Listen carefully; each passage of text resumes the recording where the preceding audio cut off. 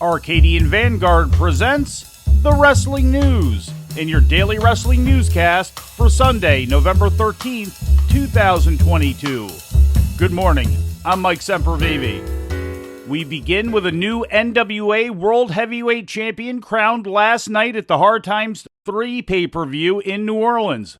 Tyrus, formerly known as Brodus Clay in WWE, emerged victorious in a three-way match with Matt Cardona and previous NWA champion Trevor Murdoch, pinning Murdoch at the 10-minute and 4-second mark while holding him in the Tongan death grip, the move innovated by Tyrus' father-in-law Haku. With the victory, Tyrus becomes the 57th wrestler to officially hold the NWA title, the oldest active world title in pro wrestling. The title change marked the first time the NWA World Heavyweight Championship has changed hands in the state of Louisiana. Another new champion was crowned earlier in the night when Kerry Morton pinned Homicide to win the NWA World Junior Heavyweight title. They said I was too nice. They said I was too much of a good guy. But tonight, Hard Times III, Louisiana, Kerry Morton betted on himself. Kerry Morton proved to the NWA locker room, to the NWA audience, that good guys, they can finish first. And while this good guy, he just kicked Homicide's ass.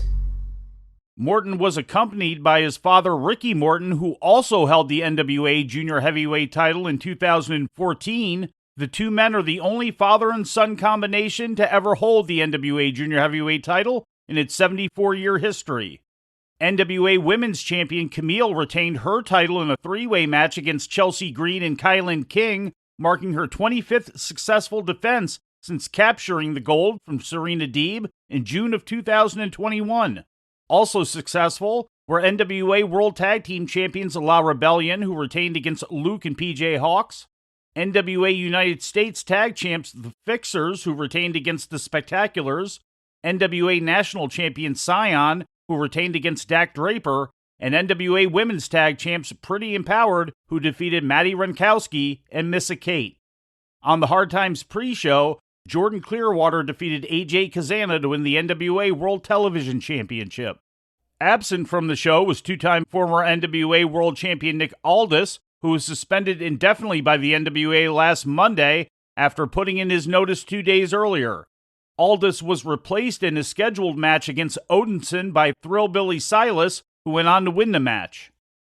In ratings and ticket sales news, overnight numbers for Friday Night SmackDown on Fox indicate that the show broke 2 million viewers for the first time since the October 21st episode, drawing an audience of 2.115 million, according to Spoiler TV. That would be an increase of 145,000 viewers over the previous week's episode. The overnight rating figure in the 18 to 49 demographic was 0.5, which would put it in the number one position on cable TV for the night in the key demo. Full ratings figures will become available later this week.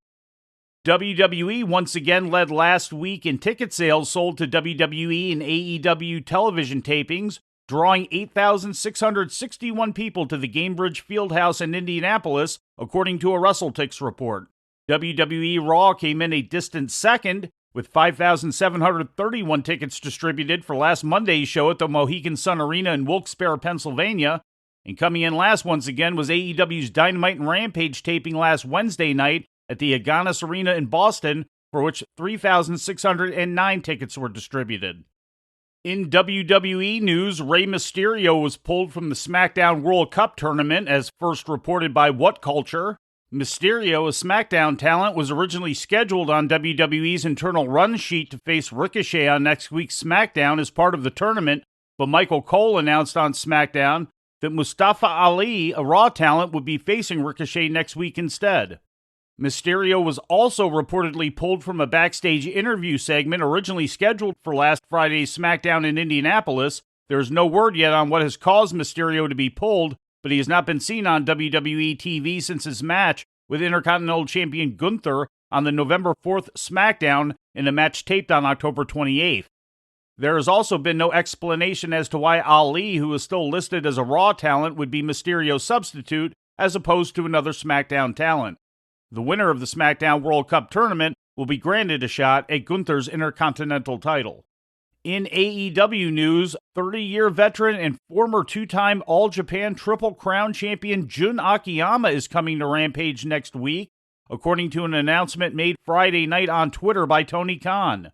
Akiyama, currently signed to DDT Pro Wrestling, will team with fellow DDT talent Konosuke Takeshita to take on Eddie Kingston and Ortiz on next Friday's live episode from Newark, New Jersey. Takeshita will be making his first AEW appearance since the Battle of the Belts 3 special aired on August 6th in Grand Rapids, Michigan, where he challenged Claudio Castagnoli for the Ring of Honor World title.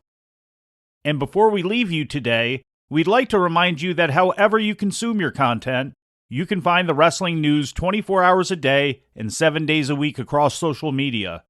On Twitter, follow us at Wrestling News AV. Our Facebook page is also Wrestling News AV. The Wrestling News can also be found on the Arcadian Vanguard YouTube page. And for those who utilize Amazon Echo devices, just tell Alexa to play the Wrestling News podcast. And remember to make sure you add podcast at the end. Once again, for daily updates, breaking news, and more, follow the Wrestling News across social media. And that's the news for today. If anything happens, we will be here to tell you about it. No clickbait, no paywall, just the Wrestling News. The Wrestling News is a division of Arcadian Vanguard, and the Wrestling Newscast is a production of the Arcadian Vanguard Podcast Network.